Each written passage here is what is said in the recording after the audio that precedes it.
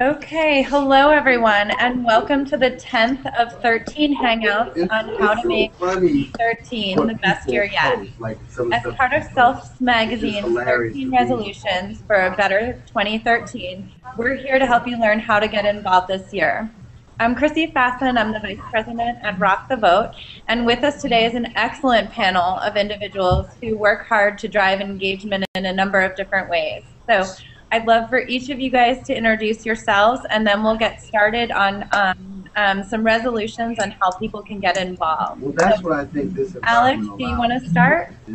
Yes, I'm Alex. I'm the National Co-Chairman for the College Republican National Committee. And just share them. They're random. Just like he said, it's random. I'm Chris Wallas. I was a field organizer on the Barack Obama campaign in North Carolina, and now I'm a community affairs liaison for the county executive in Prince George's County, Maryland. I'm Devin Foley. I'm president of Intellectual Takeout. Our mission is to feed minds to promote human flourishing, and our guiding principles are justice, temperance, fortitude, and produce. I'm Jeff Coates. I'm the Strategic Initiative Associate at the Knight Foundation here in Miami. Knight supports transformational ideas that promote quality journalism, advance media innovation, engage communities, and we foster arts. We also work to raise awareness around civic engagement because we believe democracy thrives when people are more informed and engaged. Maybe not, but when you write it out, it's hilarious. Hi, everybody. I'm Lennon. I work for an organization called Ashoka, which supports leading social entrepreneurs and amazing problem solvers all around the world. So people who are both increasing access to civic participation for everyday individuals, but also fundamentally shifting the relationship between citizen and government so that we're all working together to advance common solutions. And I work particularly as the community director for an initiative of ours around empathy and advancing the skills that everyday individuals need to be effective change agents and change makers. All right. Well, thank you all. Let's just dive right into it. And let's start, Alex and Chris, I'd like you guys to both answer and take this first question. So coming off the 2012 election and seeing turnout levels that, especially among young people, rivaled that of 2008, what can we learn from success factors, or what worked during that election to really get people involved? Whether that was driving them to the polls around a candidate that they saw themselves in, or around issues that they cared about. So, Chris, do you want to start off and talk about some of the factors that you think worked to get people involved? Yeah, absolutely. When I was in North Carolina with Organizing for America, we had campus organizers, and we had a multi-layer approach where we not only talked to people on the phone, but as you probably all learned since the campaign have ended, the Obama campaign had a very sophisticated online operation of identifying supporters. And I think if we're going to talk about engagement with young people, that it's important to recognize that contact from people relatively their age in a closer geographical area is very important to maybe driving them out to not only vote, but to think more about the local issues in their area.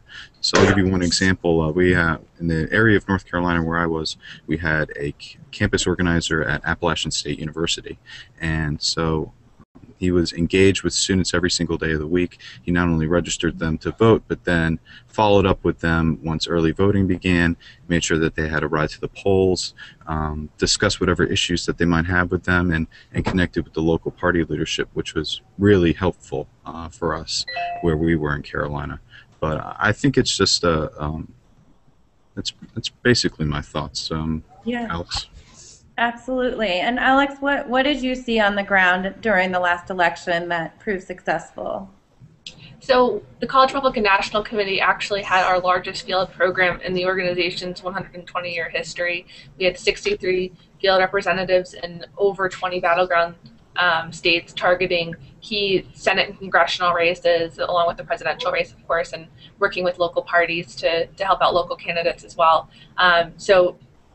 What our field reps do is they go onto campuses, recruit college Republicans to to that local chapter and then drive those recruits into the local victory centers to work for different candidates and causes. So, you know, I couldn't agree more with Chris that I think that the story of the youth turnout this election is number one, that it can't be ignored. I mean, but for on our end, but for the youth turnout, you know, Governor Romney would have won the presidential election.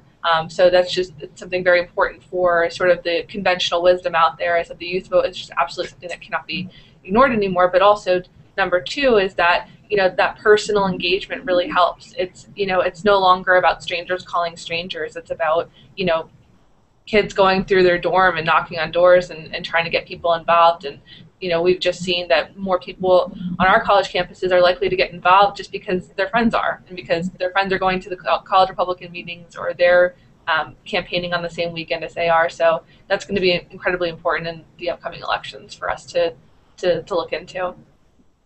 Absolutely. And just from Rock the Vote's perspective, I mean, both being in the classroom, in high school classrooms across the country, but then also out on many of these same campuses, I think that is the number one lesson learned for us, is that there's nothing better than that peer-to-peer engagement and really asking someone to participate in the process. And we see it in high schools all the time, where we go into high school classrooms and we start to talk to young people about the power of their vote and why it matters to participate, not just in every presidential election, but if you care about an issue in your community, why to get involved. And a lot of these young people, they've never been asked. They just simply need to be asked for the opportunity to participate. So I couldn't agree more.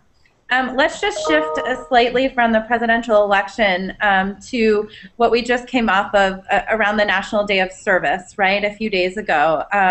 We had hundreds of thousands of individuals across the country, including the president, participating in these activities. And clearly a day like the National Day of Service raises the visibility and the buzz factor among media. But how do we keep that increased level of visibility out there? How do we continue to get people to volunteer not just one day a year, but on an ongoing basis around issues that they care about? I'm wondering, Devin, if you have some thoughts on this, and then Jeff as well. Christy, thank you. Yeah, I would definitely say that, you know, as we look at civic engagement, the Day of Service is an interesting example, given that it's largely organized in some sense by the federal government. Whereas, you know, what we look at is the principle of subsidiarity, which I'm not sure if many people are familiar with these days. It's an older term, but it essentially means that, you know, as we look at civic engagement, that the smallest levels of society should do the most work. So the family raises the kids, federal government would provide self-defense or to defend the country. From that, you take, how can we actually look at ways that we can be involved in our local communities? I think that that is an area where we should say, you know, we don't always have to look at it, you know, as an election or getting something done through government. An example of getting to know not only your family as the smallest unit of society, it sounds silly, but in an era of family breakdown, a lot of us don't necessarily know our families. How many of us even know our neighbors? After Sandy Hook, it was brought up on our pages and discussion with our fans as far as local engagement. And I realized, you know, we'd moved into a new area, and my kids, we didn't necessarily know all of our neighbors. So we made little cookies and went around and actually distributed them, and, you know, got to know our neighbors. And it's just little things like that that you can actually look for opportunities to be able to do that, to be able to get involved. And I think that, as President Obama had pointed out, there is this sort of principles and ethos in America that we do help out. And I think that there are many ways that we can do it, but you have to think about the way that you're viewing the world. Our principles, justice, fortitude, temperance, and prudence, and with the goal of flourishing as an individual, coming out of your shell, getting to know people, whether they're in your dorm or whether they're in their neighborhood, it helps you flourish as an individual. It helps your community flourish. Mm-hmm. Great. Jeff, what are your thoughts on that? Yeah, no, I definitely agree with him. You know, we at Night, we look to really promote that engagement level and we're not very specific about what engagement is here. We believe engagement can be anything from borrowing sugar from your neighbor to actually participating in you know, the standard social capital areas of going out and voting and advocating for a policy change. I think, for youth and the ideal to find something that they're passionate about, and to see there are a lot of organizations out there locally that they could become more involved in, and nationally and internationally. I think with the rise of technology, everyone has a smartphone. Everyone has a lot of people have access to internet, so there's a lot of platforms out there that you could go out and search for. For example, there's a Knight-funded project, Citizen Effect, that really tries to help young individuals who don't want to donate money to large organizations because they don't always see the effect, raise money themselves from their informal network, and then fund a project locally that they care about. They get the skills necessary to become to identify those projects, to be leaders in their communities, and they get to start practicing that. And I think that's really what's essential, is actually the practice, the everyday practice of being engaged. We are, civic beings. We aren't engaged on everything all the time, but we can be engaged around issues that affect us and our community, because we do know here at Knight, and we've seen this in a lot of our studies, especially around a project Soul of the Community, that attachment to place is essential. And you're not ever going to be attached to place geographically or the community if you don't have that connection, that feeling of loyalty and passion, and have that return back to you from those around you. So, yeah. Thanks. I think in reading a lot of articles and listening to the news coverage over the past few days, just because of the National Day of Service, I heard a lot about kind of this term called micro volunteering, which I hadn't heard before, but it makes a lot of sense. And I think it's exactly what both of you are saying. It's those little pieces along the way of just giving somebody something simple they can do that builds into a larger kind of change movement. And I love that. Right. Okay, Lennon, I've got a question. So in President Obama's inauguration speech, he said, "You and I as citizens have the obligation to shape the debates of our time, not only with the votes we cast, but the voices we lift in defense of the most ancient values and enduring ideals." What do you take from that, and what do you think that means for all of us who sat there and the millions of people across the country who were listening to him on Monday? Absolutely. I mean, I think, and it's similar to what was just said and some of Devin's points, I think there's this increasing idea that we're better together, and that civic participation isn't simply waiting every 2 to 4 years to cast your vote and occasionally signing petitions, but actually this idea, that all of us together working in concert can solve the problems around us. And rather than protesting government, and fighting a system, how do we actually work together to make it better? And I think that we're seeing a lot of that throughout our fellowship. We've got folks like Code for America working with web developers across the country and around the world who have incredible sets of talents, to design applications that improve civic infrastructure. And they're now working very closely with local governments and helping to figure out, how do we actually take care of the streets that, we don't actually have the public payment and finances to do ourselves, but we actually have citizens who are ready to be deeply engaged and motivated. And I think a lot of those themes were what were covered in the inauguration address, and something that, it starts with kind of giving people a sense of what their own agency is and looks like, and the fact that they can, whether it's through micro-volunteering and, an act in 5 minutes a day, or a simple phone call, that you can make a significant difference.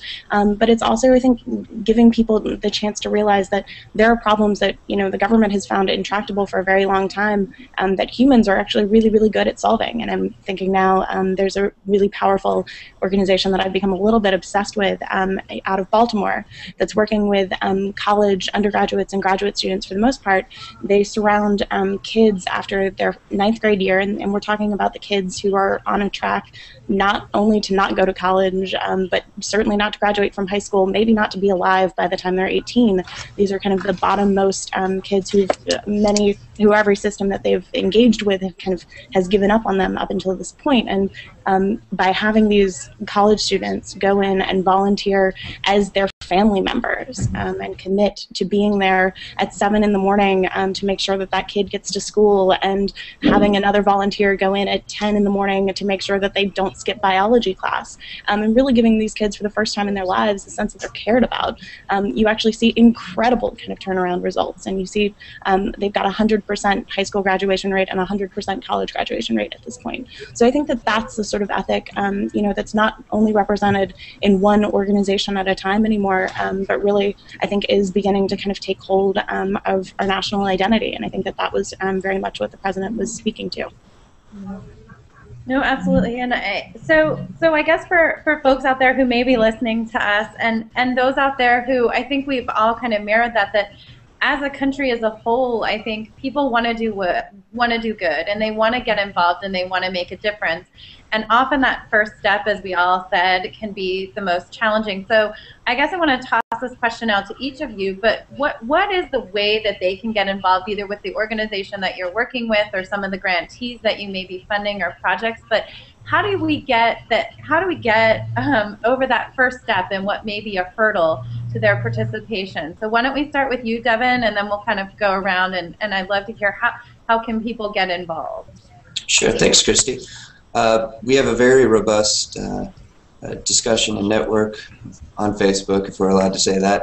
We've got just under 1 million fans. There's a great discussion there that's taking place. We also have internships and other opportunities. More importantly, though, I would say, if you take the principles that, try and guide us, the idea of justice, of fortitude, of temperance, of prudence, if we want to change things, it actually starts on the inside. I mean, not just are we social creatures, which has been pointed out a number of times, it's very true. We need to be around other people, but we also have to look the way we're living our own life. Being an example of change, of flourishing, of doing those things is perhaps the best thing that you can do, and you're going to find a lot of different opportunities out there.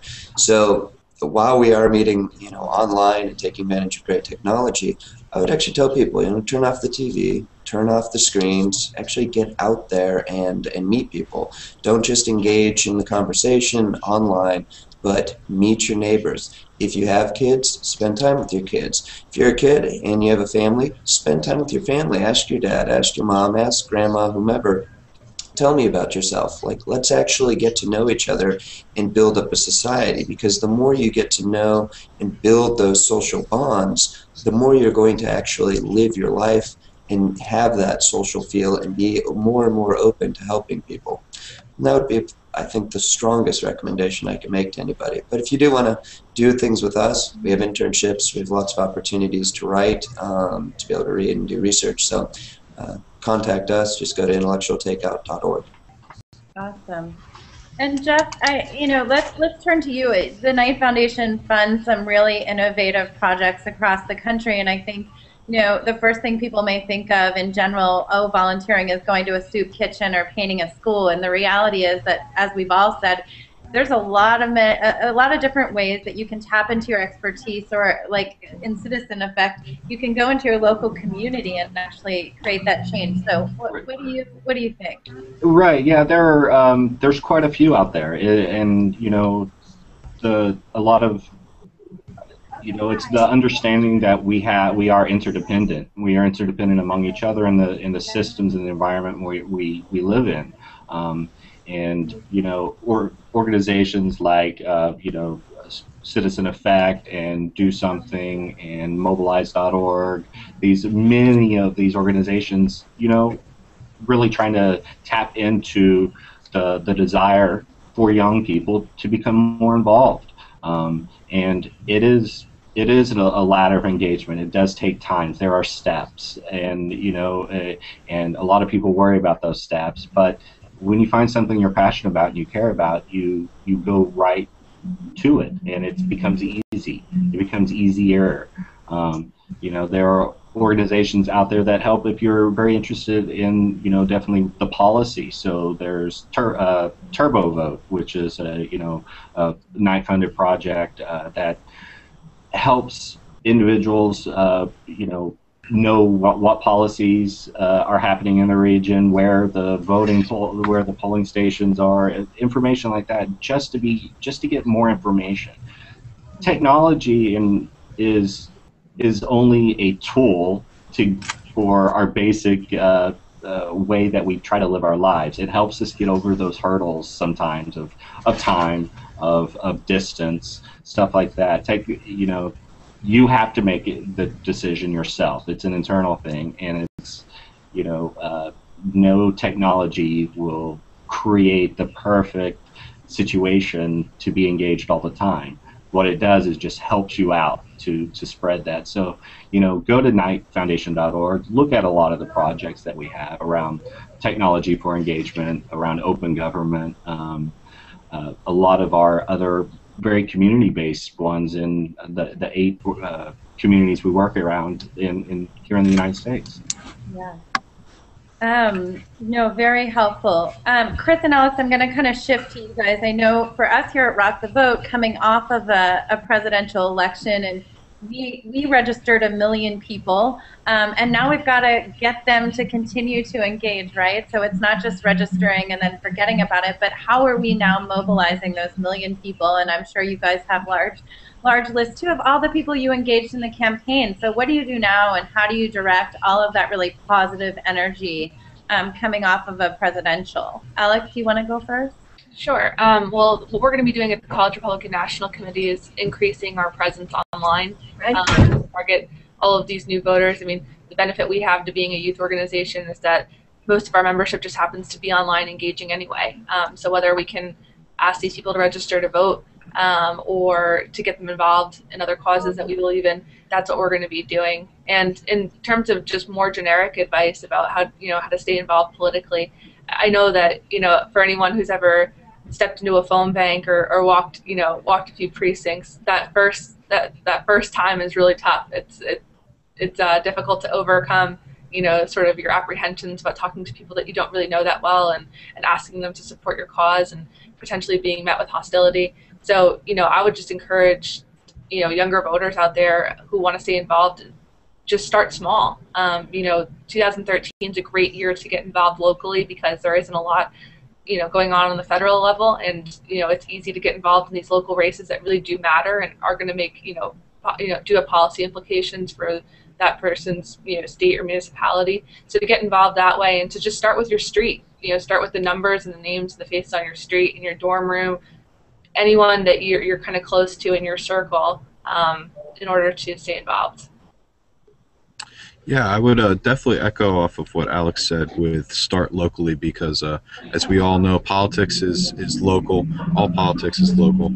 And to go back to more of the civic engagement, I believe it's the obligation of local government to inform their citizens on the opportunities and activities that are going on in their community. And what we strive to do here in Prince George's County is that we have a county click program, which allow citizens to put in service requests for services that they need for everything from potholes to what are volunteer activities in my community. And this software is used by lots of local governments all over the country.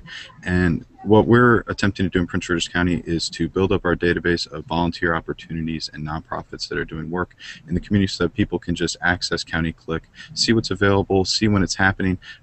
Because I think one of the biggest hurdles when it comes to civic engagement is that first step of who, what, where, when. And so if we have to make things as easy as possible for people to go to that first meeting, to make it convenient for when they can go to that first community meeting. And I think to talk more about civic engagement for the next 4 years until the next presidential election, I don't know what's going to happen with Organizing for America's digital information on voters, whether it's going to be shared with state parties or with local parties. But I think just from my own personal experience in North Carolina, I'm just going to keep having conversations with the people I worked with. I think that's the easiest thing to do, is that you just keep saying, hi, how's it going? What's going on right now? What really matters? And then that dialogue of just staying friends with people can actually really open up the door to letting people know about what's happening in their community and opportunities that they might not have known about before. Yeah, absolutely. And for us at Rock the Vote, I think, an off presidential election year creates a lot of opportunity in terms of being able to continue to educate young people about the power of their participation in our elections process overall. I think as we all realize that the civics education and government classes across the country, where you really learn about how to become a citizen and what it means to participate in our country's democracy. With federal budgets being cut, there's just few and far opportunities in the classroom to learn about that. So we prioritize our high school civics education program called Democracy Class, which is kind of a fun and unique class that uses pop culture and music and technology as a way to educate young people about how to become a citizen, how to participate in our country's democracy, and then really provides those gateways to organizations like Mobilize, like local community organizations and others, so they can get involved. And no matter what issue they care about, they can continue to create that change. So that's really over the next 4 years, as we head into another presidential, where we'll be spending a lot of time is working with 15, 16, 17, and 18-year-olds to continue to educate them about citizenship. And then, Lennon, let's turn to you. Ashoka has so many wonderful programs, both domestically and internationally, I believe, to get people involved. What would be your advice if somebody, came to you guys and said that they were interested in being a part of Ashoka, or they had an idea? How do you continue to spark that passion in them? Yeah, absolutely. So we've got, we have a program called Youth Venture, which supports young people ages 12 to 20 who have an idea or want to have an idea to go out and make change in their own communities. And oftentimes, what we find is that it's the people who've lived a problem who are the best equipped to solve it. And that's true if you're a 47-year-old, and it's also true if you're a 17-year-old. So would definitely encourage people to check out our website, and I can send around links after the fact and all of that. But I think, to the points that have already been made, the real key is just understanding who you are. And what are the problems that you care about, and what are the skills that you have at your immediate disposal to go out and do something. We've got literally 3,000 examples of amazing problem solvers around the world, and I can point to dozens in the U.S. that have extremely meaningful volunteer opportunities, whether it's Girls on the Run and going out and coaching, 3rd to 5th grade girls and helping them build confidence on their way to running their first 5K. There's so much that people can do every single day, and I think one of the most inspiring stories that I just heard around Inauguration Day was actually that of Youth Build, which sent kids, low-income kids who've oftentimes been the recipients of service throughout most of their lives, between December 17th and January 21st, 14 to 30 on average, Youth Build students went up to the areas devastated by Hurricane Sandy and put hammers to work to make a difference. And I think that there are so many kind of opportunities like that, and it just really requires knowing your local community, knowing where you can actually make an impact, and knowing who you are, whether it's time that you have to volunteer through time banks with 1 hour to give a neighbor a lift to a clinic when they don't have the ability to take themselves. There's so much at our disposal, and I think it just requires really walking out your door. So, and for people who are looking for an initial list of great problem solvers that they can help, certainly check out our website, but hopefully do a lot more than that. Yeah. No, you touched on the last question that I want to throw out to everybody, because I know at Rock the Vote we talk a lot about what got us to where we are, right? We're all in these roles, and we all have jobs that in some way or shape or form, there's a story behind it about how we got a passion for the work that we do. So let's start with Alex. I think if everybody can just share if there was one organization that maybe as you were growing up you volunteered with or you got involved in that kind of sparked interest, or a group that you spend time with now that you fund, that you work alongside, that really inspires you. I think we should just throw it out there. I'd love to hear it, and so it might spark some ideas in the people listening. So Alex, what about you? Sure. So I started volunteering on local campaigns in high school, and like I suggested earlier, I just started out with a simple list of my neighbors and went door to door by myself and called them and just did what I could and reported back to the campaign. And I've always been interested in politics. So the minute I stepped onto a college campus, I think that the first thing I did, even before buying books or, or going to my dorm room, was to find the College Republicans table on campus and to sign up. And ever since then, I've been active with the organization, at the local, state, and national level now. And even in law school, as a second-year law student, I still haven't lost that passion for grassroots organizing of young people and young conservatives, especially, who don't always have a voice on campus. So that's just a little bit about how I got to where I am. Yeah, and Chris, did you have the same kind of entree into politics as you started college as well? Almost exactly the same. For me, it was, I volunteered, I door knocked, and I made phone calls for local candidates, and then I joined Prince George's County Young Democrats, my local chapter of Young Democrats, and that's what got me engaged into the civic issues within the county, because people who joined that organization were advocating for things that were at a very local level. But an organization that I'm working with now, that the Prince George's County works with very closely, that is near and dear to my heart, is Christmas in April. It's a program where every single April, thousands of volunteers. This year we're going to have 80 homes in which we go to houses and homes of senior and elderly people who are disabled and don't have the funds to make necessary repairs on their homes. And in the 25 years that they've done the campaign, I believe they've made just under $30 million in repairs and renovations to people's houses. So Christmas in April, I believe it's a national charity. For us, it's Christmas in April, pg.org. It's a great organization, and I encourage people to support it. Awesome. Thank you. Devin, what about you? Christy, mine is a little bit different of a story. You could say I was inspired by local government, but in the wrong way.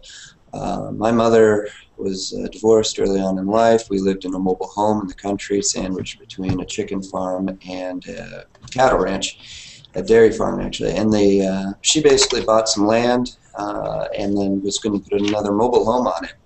And she cleaned houses for a living. And local government out in San Diego came in and said, no, you can't actually do that. And here's a mother of a young child at the time, who was working very hard. She cleaned houses. She didn't want to go on welfare, and you had government actually stepping in and preventing her from being able to do that. So that was, in some sense, my inspiration for what I do now. I want to be able to see, which is why, again, I look and would caution people to see solutions in government everywhere. But also I see the importance of actually engaging other people, and I could see all kinds of ways that my mother could have used help as a single mother and as a child, and that we could have used that. So with that inspiration, my first actual focus is towards my family. I try and make sure that my wife and I, that we're doing the best job we can for our kids. After that, we look to church and other things of that nature. So there are a variety of causes that I support, active in the church, and then through church there are a number of things that you can get involved with. It's a great way to be able to find both like-minded individuals who want to be able to help, as well as a lot of causes that you may not know about, as well as a lot of people who are in need, who can use that dark support, or kids who can just use somebody, a role model in their life, things of that nature. So hope that helps. Absolutely. Jeff, what about you? Even at a very young age, I was very active in my community in some way or another. But I do know that in 7th grade, I knew at that moment I was going to be a Peace Corps volunteer, and so I went to undergrad, anthropologist. 3 weeks later, after graduation, was sent down to Guyana, South America as a Peace Corps volunteer. And that kind of started definitely my career and everything. From there, I saw what I wanted to do. I spent the last many years working around doing disaster recovery and response, working with Red Cross, UNICEF, Mercy Corps, a lot of wonderful organizations, and really developing a lot of academia understanding around community resiliency and community development. So that kind of pushed me towards where I'm at now and at the Knight Foundation, where I get to work with some amazing individuals and organizations that I really have high respect for and believe in. So, yeah. Absolutely. And Lennon? Yeah, and I think similarly, did the kind of routine volunteering at soup kitchens throughout, middle school and high school. But I think the most profound experience that I had was while in college. I had the chance to volunteer with an organization called the Greenbelt Movement in Kenya. And its founder was a woman named Wangari Maathai, who was the first Nobel Peace Prize winner. It's a woman from Africa. But the amazing thing about this, they plant trees for women in, environmentally devastated parts of the world, and basically recognize that environmental devastation is one of the leading causes of poverty. But they equip women with the skills and the tools that they need to go in and change that. And to really recreate kind of new economic engines firing their communities. But the amazing thing was, I remember we were there on a Tuesday, which was their weekly tree planting experience, and everyone from the community came out.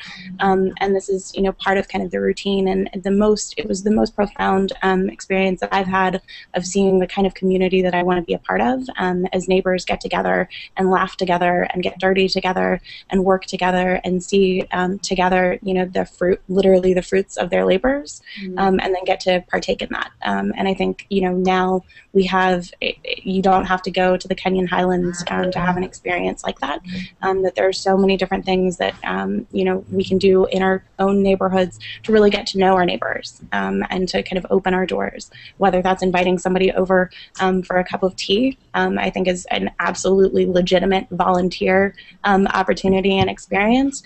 But I would also say, some of the most amazing things that we see in our fellowship today are mentoring programs and, groups like iMentor and Incentive Mentoring Program, the one I mentioned out of Baltimore, that really what people are giving is their time and their care, and they're going in and, providing role models to a lot of kids that don't necessarily have those to look up to, and, basically being a friend. And so volunteering and having agency and making an impact has literally never been easier, and I think everyday citizens can daily make a very profound impact in one another's lives.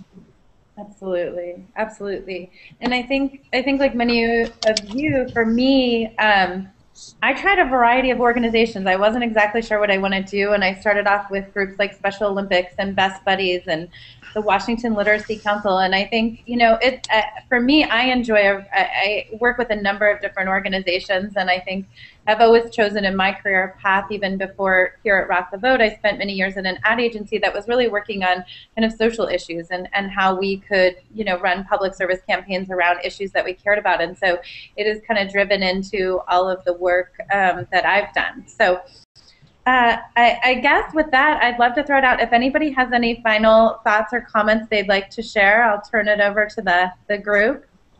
Anybody? One thing go ahead.